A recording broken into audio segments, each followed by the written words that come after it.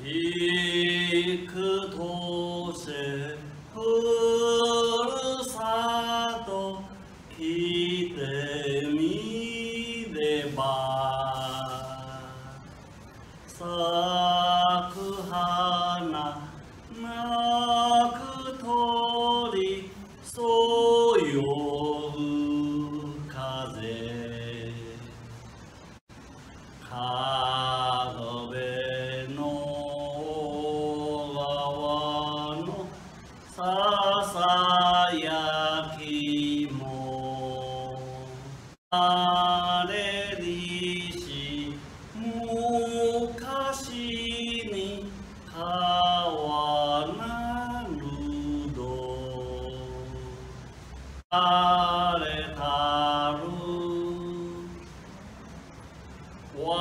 が家に住む人帰ってなく昔を語るかそよぐ風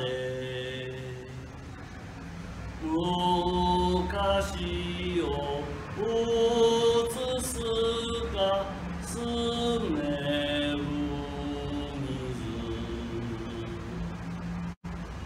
朝夕鏡に手を取りて遊びし友人今いずこ寂しき